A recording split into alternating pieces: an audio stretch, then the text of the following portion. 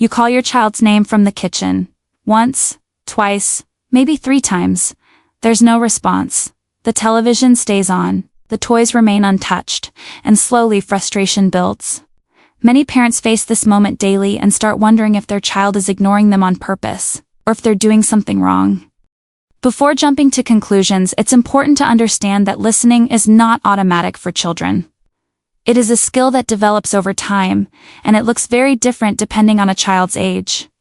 In this video, we'll talk about why kids don't listen, what you can do to fix it calmly, how to prevent it long term, and when it may be time to seek extra support. In this video, we are mainly talking about children between the ages of 3 and 9 years old. This is the age range when parents most commonly worry about listening and cooperation. Children under 3 are still learning basic communication and impulse control. Children between 3 and 6 are developing attention and emotional regulation. Children between 7 and 9 are learning responsibility, focus, and follow through. Expectations for listening should change as children grow. Understanding what is age-appropriate helps parents respond more calmly and realistically. For children between 3 and 5, listening is still very inconsistent. Their brains are learning how to focus, switch tasks, and manage impulses. When a child this age is deeply engaged in play or watching something stimulating, their brain struggles to shift attention quickly. If a parent calls from another room, the child may not process the instruction at all. This is not defiance. It is a developmental limitation. At this age, expecting instant obedience often leads to frustration on both sides. Between ages 6 and 7, children begin to improve their listening skills, but they still need support. They can usually follow 1 or 2 simple instructions when they are calm and connected.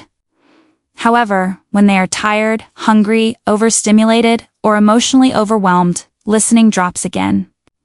This back and forth is normal. It does not mean something is wrong. It means the child is still learning consistency.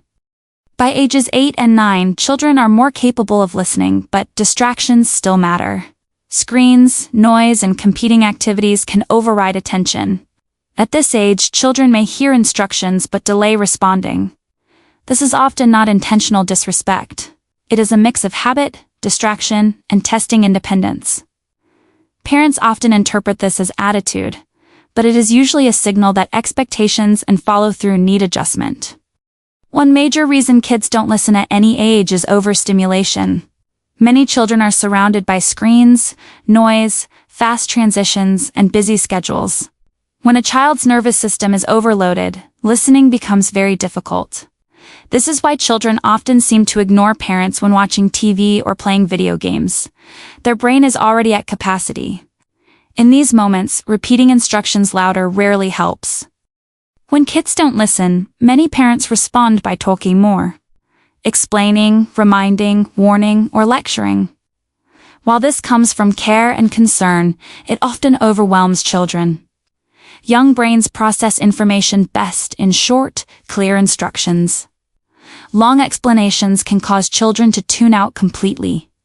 Fewer words help children focus and respond. Children listen better when they feel emotionally safe. If a child feels rushed, criticized, or constantly corrected, their nervous system may go into defense mode. When that happens, listening shuts down. Even if a parent is technically calm, frustration can still be felt. Creating emotional safety through calm presence, eye contact, and respectful language increases cooperation far more than pressure. The first practical step is physical connection.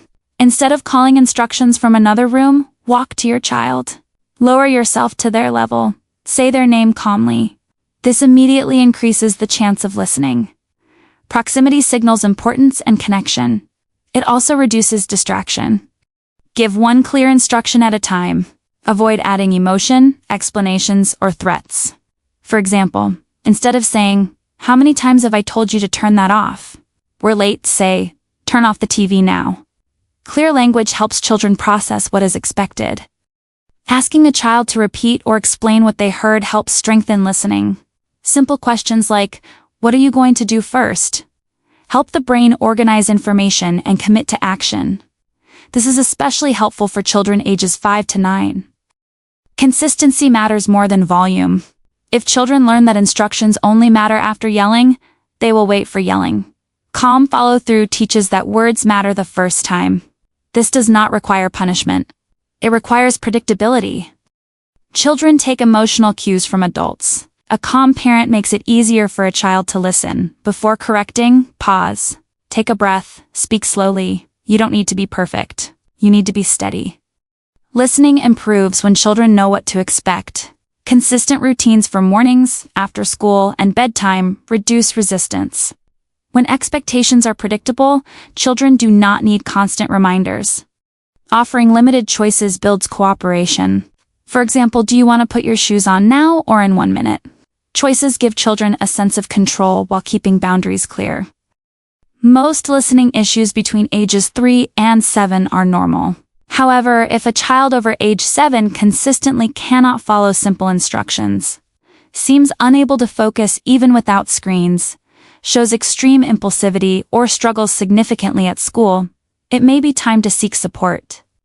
Talking to a teacher, school counselor, pediatrician, or child therapist can help identify whether attention, learning, or emotional regulation challenges are involved. Seeking help is not failure, it is support. Listening is a skill children learn over time. It is not a personality trait and not a sign of respect or disrespect. When parents shift from, "Why won't my child listen?" to "What support does my child need right now?" everything changes. If your child doesn't listen, it doesn't mean you're failing.